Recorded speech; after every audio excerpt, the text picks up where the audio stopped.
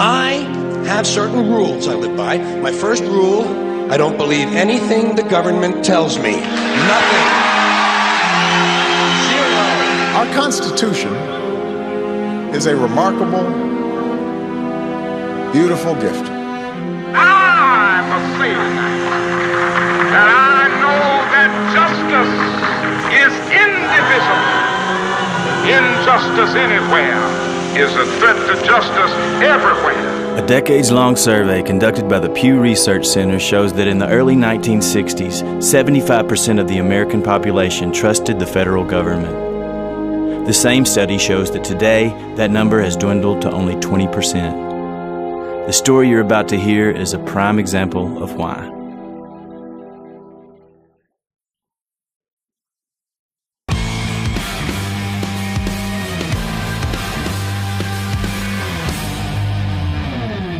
We're all here for the same reason.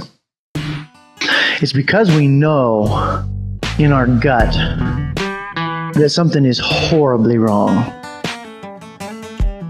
Meet Schaeffer Cox, the liberty-loving, patriotism-preaching political prisoner that you've probably never heard of. Before he caught the attention of the FBI and other federal entities, by all accounts, Schaeffer Cox was an upstanding citizen and a pillar of the community. The son of a Baptist minister, Schaeffer Cox was raised with conservative Christian values. He enjoyed hunting and fishing and taking advantage of all the outdoor adventure Alaska had to offer. By his early 20s, Schaeffer was an accomplished businessman operating his small construction company there in Fairbanks, Alaska, making an honest living. Ever mindful of his civic duty, Schaeffer wanted to make a difference. In 2008, he spoke at the Alaska Republican Convention. He had command of the crowd, and the highly respected lieutenant governor spontaneously asked him to run for office from the convention floor, so he did. He came in second place in the Republican primary with 38% of the vote in a three-way race. People are asking for some direction and for some leadership and for some solutions that they can do because they've figured out that voting doesn't work. They've figured out that sending letters to your congressman doesn't work. And they're grasping for what's the next option. He continued to speak at events across Alaska and other states. Schaeffer talked a lot about the Constitution and about liberty and freedom. He covered a wide range of topics, including the Federal Reserve, federal overreach, and yes, the Second Amendment. We're pushing for the, first and foremost, the Alaska Firearms Freedom Act. It's a declaratory piece of legislation that says a firearm or a firearm accessory or ammunition that's manufactured within the state and stays in the state is none of the federal government's jurisdiction under the Commerce Clause of the Constitution. He was becoming a fast-rising star in the liberty movement, and although the crowds were getting larger and larger, his message remained the same. The government should obey the Constitution, the document it refers to as the supreme law of the land. God gave every man the right to life, liberty, and property, a corresponding obligation to defend those rights. We delegate that responsibility, not entirely, but in part, to a government, to do what we have a natural right to do, which is to protect them. But they've become a liability to that. It's nobody's job but our own to make sure that the government doesn't become detrimental to the purpose which we created it. We have no obligation to submit to a government that refuses to submit to their governing document. But Schaeffer didn't just talk, he acted. He started groups like the Liberty Bell System.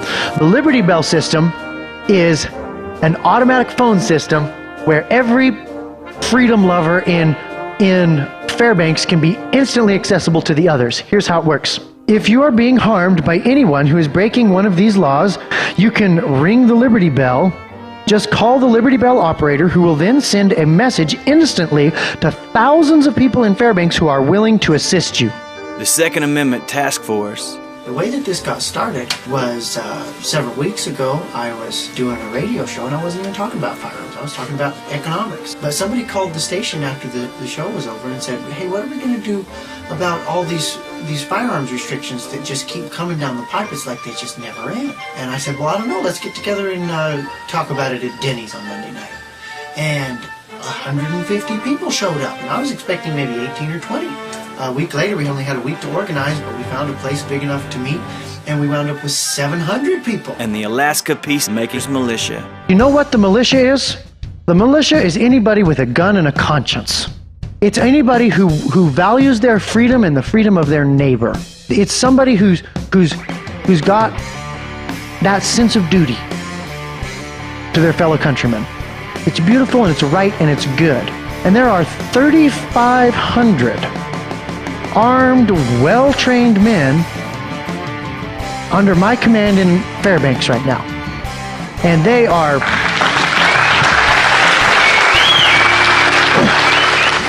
According to FBI agent Richard Sutherland, it was those words that drew the attention of the FBI. Where could Schaeffer Cox have gotten the crazy idea that it was okay to create a well-regulated militia?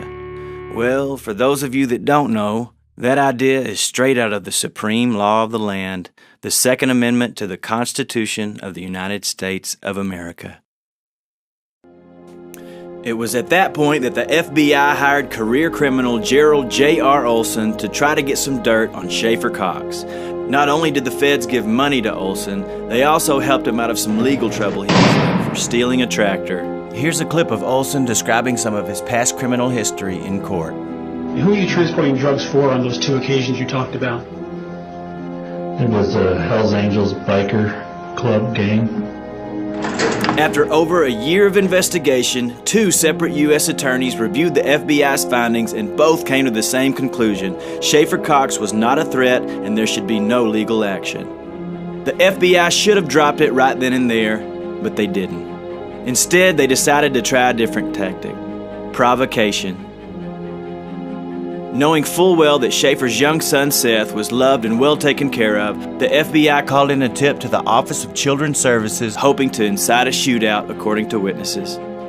At the same time, the feds deployed paid informant William Drop Zone Bill Fulton under the direction of FBI Special Agent Sandra Klein to, among other things, goad Cox along and convince him that he needed to take a stand and defend his son from the government at all costs. The plan was to provoke the peacekeeper to violence and set the stage for a shootout.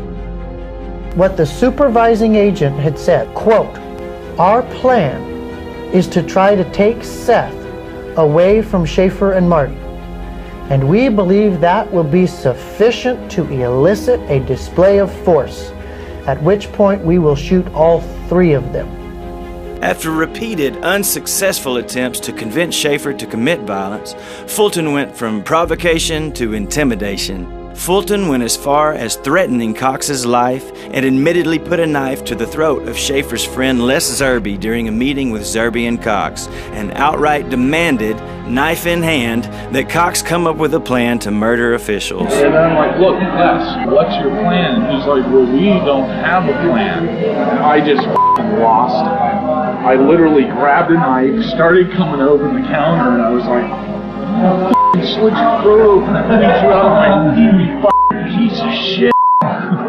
Suspecting foul play by the FBI, OCS, and other agencies, and fearing for their lives from Drop Zone Bill Fulton, Schaeffer Cox and his wife went to the military police station at Fort Wainwright outside of Fairbanks. Military policeman Stephen Gibson told Schaeffer that federal agents had come into the station and bragged about how they were going to, quote, "fix the Schaeffer Cox problem." In light of all this, Schaeffer decided the best thing to do would be to leave town. With his wife and kids in tow, Schaeffer was headed out of Fairbanks to Canada when FBI informant J.R. Olson stole the battery out of Cox's vehicle. With the vehicle successfully sabotaged, informant Olson tricked Schaeffer and his family into taking refuge from informant Bill Fulton in Olson's attic until he could supposedly get his trucker friend to safely transport the Cox family to Canada. Olson kept the Cox family in his attic under false pretenses for 21 days, which met all the legal requirements for kidnapping according to attorney Robert John, and gave the feds plenty of time to plan their strategy. On March 10, 2011, Olson took Schaeffer to a deserted industrial lot in Fairbanks where the trucker was supposedly waiting, but instead the FBI ambushed and arrested Schaeffer Cox.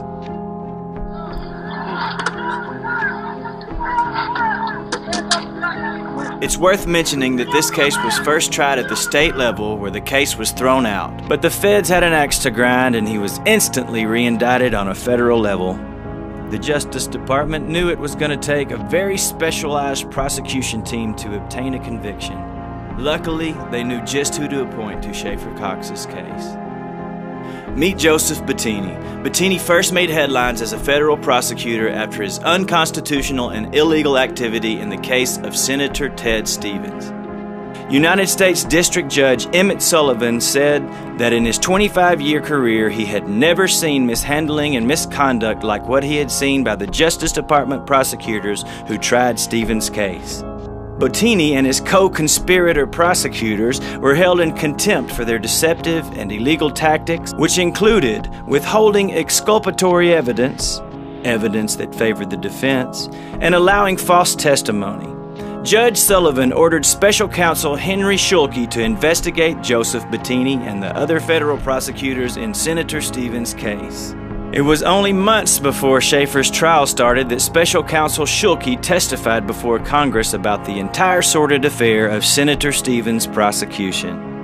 The thing that disturbs me so greatly is not that this prosecution involved a United States senator, because I doubt we would be having this hearing if it involved a citizen who was not a United States senator. And that disturbs me greatly. And how do we know? How does any citizen know that the Department of Justice won't abide by similar prosecutorial misconduct in the future?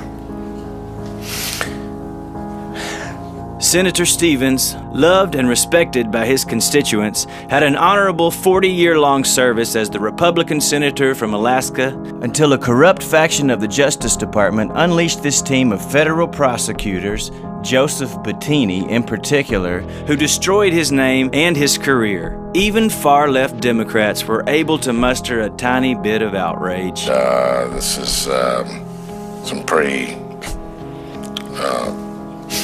awful conduct by the prosecutors, I think. They're just appalling. One thing I'd like to know, first of all, do you think that what the prosecutors did is, is it illegal? I think what occurred in this case in a number of instances was in violation of an obligation imposed by the courts. And so, using your term broadly, I would have to say it was illegal. Unfortunately, the illegal actions of Bettini and his co-workers were enough to secure a guilty verdict only 8 days before the election, and Senator Ted Stevens narrowly lost. I look only forward, and I still see the day when I can remove the cloud that currently surrounds me. Sadly, Senator Stevens never got the chance to clear his name because he died only months later in a questionable plane crash. The outrage and public scrutiny surrounding the Stevens case still lingered as Schaeffer Cox's federal trial got underway less than a year later. Sensing that perhaps Bettini had lost all credibility, the Justice Department named Steve Scrocky as co-prosecutor. Scrocky, equally complicit but perhaps less adept at judicial misconduct, would become the face of the prosecution. Joseph Bettini frequently whispered instructions to Scrocky throughout the entire trial, and as if from a playbook, the same tactics that Judge Sullivan had been so angered by in the Ted Stevens case were employed time and time again in the Schaeffer Cox case. Withhold exculpatory evidence, allow false testimony, rinse and repeat. Out of the hundreds of hours of recorded audio that the paid informants collected, you would think they contained a smoking gun. As it turns out, for some strange reason, the prosecutors asked the judge to make all the tapes inadmissible. They wanted their own surveillance kept secret, all of it except the clips they cherry-picked. Another blatant example of withholding exculpatory evidence. Subsequently released audio recordings and emails between co-prosecutor Steve Scrocky and U.S. Attorney Karen Loeffler, Scrocky's boss, show that Scrocky coached his witnesses to lie, then backed up the lies with his closing arguments. Another blatant example of allowing false testimony. The entire case was built primarily on the testimony of career criminal and conman J.R. Olson, knife-wielding provocateur Bill Fulton, and cherry-picked, out-of-context evidence. In the end, their playbook proved successful, and Schaeffer Cox was found guilty of conspiracy to kill federal agents. It turns out there's a special place that the DOJ sends people with, in their own words, inspirational significance. It's called the Communications Management Unit, or CMU. Says is inspirational significance. I think that's a very benign way of saying that the people are there because of their political beliefs. Only one journalist, William Potter, has ever been allowed in the CMU. There are two CMUs. One was opened inside the prison in Terre Haute, Indiana, and the other is inside this prison in Marion, Illinois. Neither of them underwent the formal review process that is required by law when they were opened. As a result, Potter wound up on an FBI watch list. Fortunately, Schaeffer Cox was able to file an appeal with the Federal Ninth Circuit Court. The first hearing of the appeal was held just days ago on August 16, 2017 in Anchorage, Alaska. At that time, the judges heard oral arguments and had some interesting questions for the prosecution, represented by Steve Scrocky. If soliciting someone to kill someone who doesn't exist isn't sufficient, under FIOLA, under whatever, if that is not enough, what other evidence is there of solicitation specifically?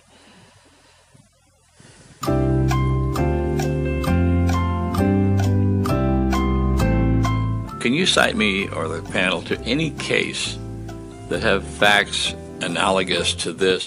I think if we would have found it, we would have provided it to you, Your Honor. Exactly. There isn't any such case, is there? No. So you're effectively asking us either to make new law or conclude there's not sufficient evidence on this point, right? Suppose I have a direct intention to kill Mickey Mouse, and I go solicit somebody to kill Mickey Mouse. Well, there's no Mickey Mouse to kill. Can you still have a solicitation?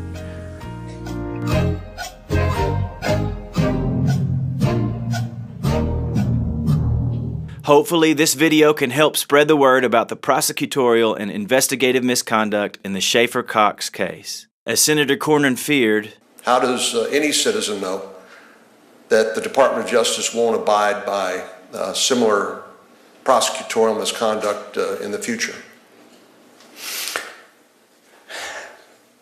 Although the appellate judges did show skepticism, and rightly so, make no mistake about it, even though there is overwhelming evidence in Schaeffer's favor, getting his conviction overturned is going to be an uphill battle. He needs your help. If this could happen to Schaeffer, it could happen to you. At the very least, please share this video. No matter your political viewpoint, we can all agree that innocent people should not be imprisoned. Please help spread the word about Schaeffer's case. His children need their father home. You can find various links and information in the description of this video. Please share this video, and please pray for the release of Schaeffer Cox. I am Ray Southwell, co-founder of the Michigan Militia in 1994 and co-founder of the Alaska Citizens Militia in 2009. We helped Schaeffer Cox in establishing a constitutional militia in Fairbanks, Alaska. He is not a domestic terrorist. He is not a criminal. And there is no justice in America. It is just us. I'm Joe Burlak, owner and host of the Patriot Watch radio network based out of Ohio. My crew and I thoroughly support Schaeffer Cox 110%. Our crew and myself, as well as our network, will continue to support Schaeffer Cox in any way that we possibly can. God bless you, Schaeffer. Hi, I'm Pastor Broden, and I'm the senior pastor here at the Fair Park Bible Fellowship Church. I stand full support of Francis Schaeffer Cox. Release him now. Hello, this is Ruth. I believe Schaeffer Cox is innocent, and I believe he should be released. Ladies and gentlemen, my name is Wiley Smead Drake. I'm the chairman of the Congressional Prayer Conference of Washington, D.C., and one of the key notes in our prayer meeting is to pray for Schaeffer Cox. He is being persecuted and prosecuted unrighteously, illegally. Continue to pray with us and for us as we support Schaeffer Cox. My name is Rudy Davis, and I am also a Bible-believing follower of the Lord Jesus Christ. I have also researched the Schaeffer Cox case. I believe he was set up just like they set up Senator Ted Stevens. And I am in full support of freedom for Schaeffer Cox. Thank you for your prayers. Hi everyone, it's Sheila Zielinski from the Sheila Zielinski Show. I have had several people on my show regarding Schaeffer Cox. I believe he's being wrongly imprisoned. I believe he's being targeted by the federal government, and we do have to pray for our brothers in bonds, and I ask you to speak out on the Schaeffer Cox issue. Thank you and God bless. My name's Rich True. I'm from Omaha, Nebraska. Listen, the reason I'm making this video is to show my support for Schaeffer Cox. This man has been incarcerated for the past 6 years unjustly and was set up by the United States Federal Bureau of Investigation and amongst other ABC outfit organizations. Do your research on Schaeffer Cox. This could be you or I.